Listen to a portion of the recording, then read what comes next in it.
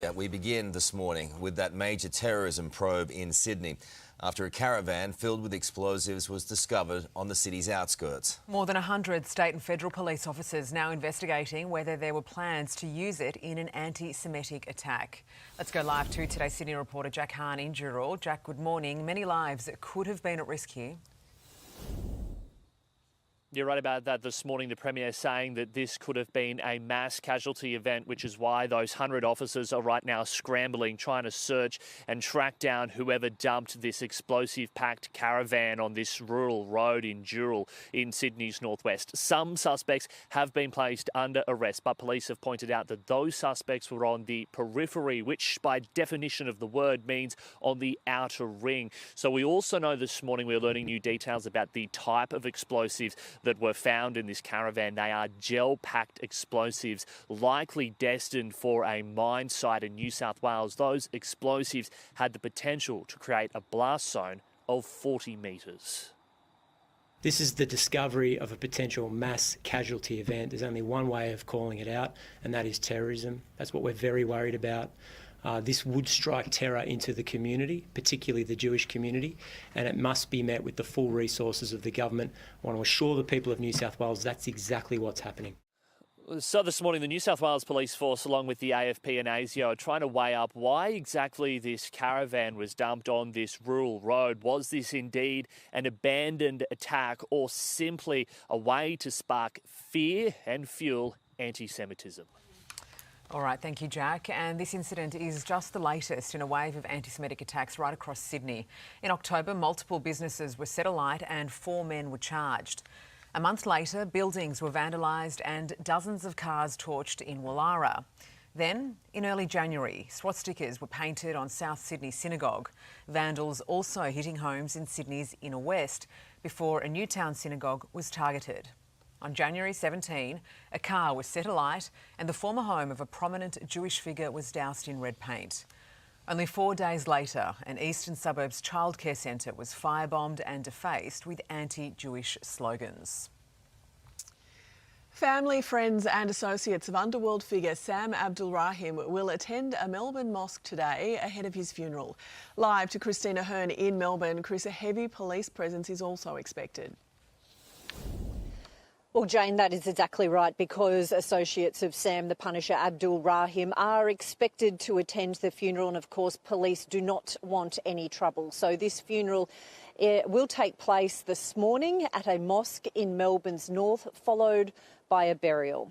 Of course, police continue the hunt for those responsible for the execution-style shooting of the gangland figure in the car park of the Quest Hotel in Preston. It's understood 4 assailants were in the car at the time. Police do, however, have a new lead after a burnt-out Ford Ranger was found near the Melbourne airport. So the theory police are going on at this stage is that those hitmen used a white Porsche to flee the scene and drive to Reservoir. They set that Porsche alight before getting into the second getaway car, the Ford Ranger, and driving that to near the Melbourne airport. Now, something that might help police is a mobile speed camera that is stationed near the location where that Ranger was burnt out. So police will certainly be checking that speed camera. Given it was found near the Melbourne airport, Jane, there is, of course, a theory that perhaps these assailants have already fled overseas. OK, Christine, thank you. 14 members of a fringe religious group have been found guilty of manslaughter after withholding diabetes medication from an 8-year-old girl. Elizabeth Rose Strews passed away in January 2022 at her Toowoomba home after 6 days without her insulin shots. The group, including her parents, instead believed God would heal her. We obviously believe in God, as you can tell, and we expect him to bring her back. I think the court made the right decision, and I'm relieved that those responsible were found guilty for their actions. They will be sentenced on February 11. An interest rate cut could finally be on the table after Australia's inflation figures fell to the lowest level in more than 3 years.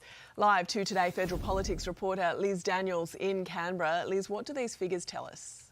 Well, Jane, it's now over to Governor Michelle Bullock and the Reserve Bank when they meet next month. But the numbers have come in lower than first forecast by the RBA and as good as any economist had tipped, making the case for a rate cut in February. Inflation is up just 0.2% in the December quarter. That's 2.4% year on year and down from 2.8%.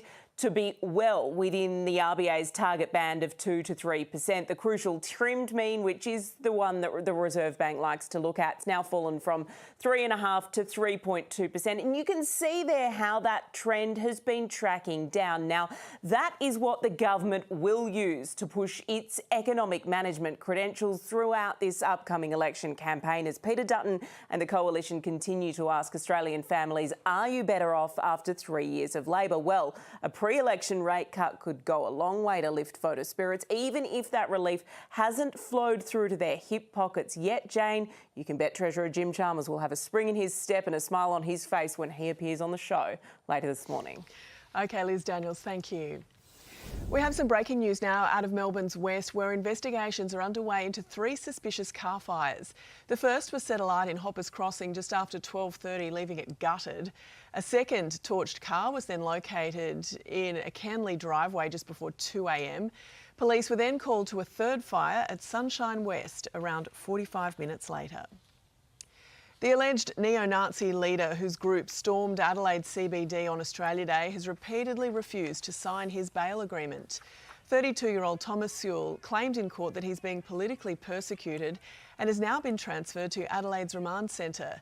The 15 others arrested alongside him have signed their agreements and were released last night.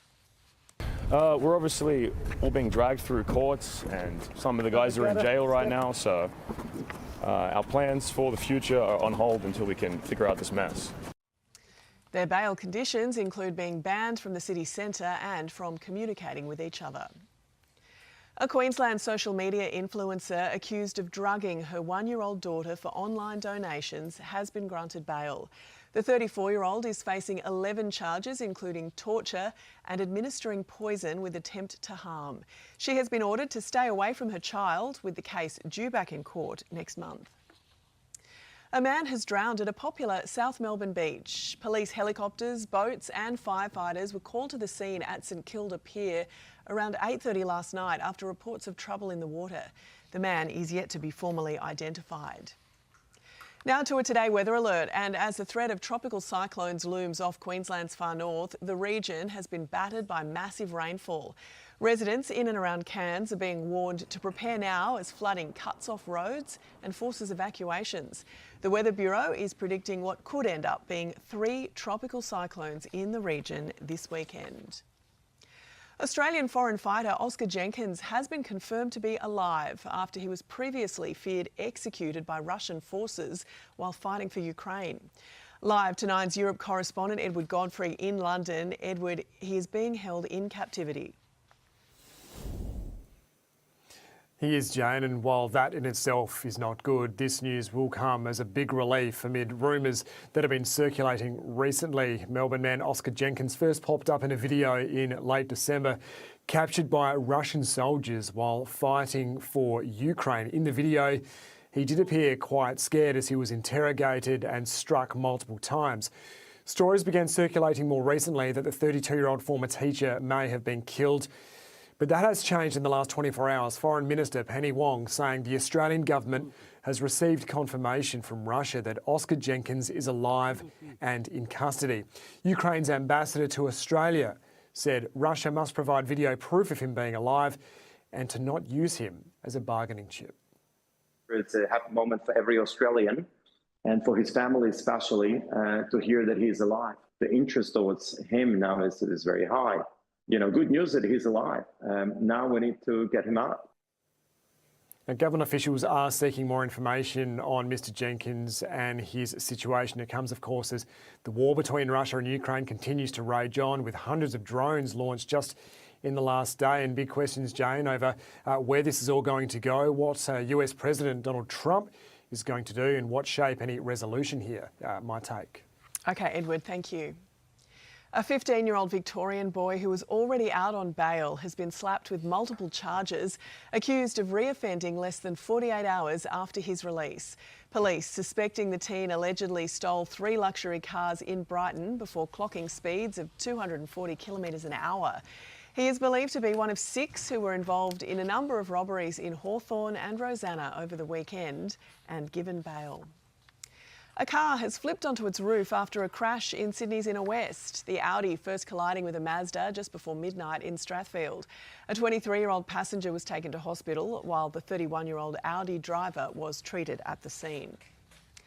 A bold plan to redevelop Sydney's Rose Hill racecourse into a mini-city of 25,000 new homes might not actually go ahead.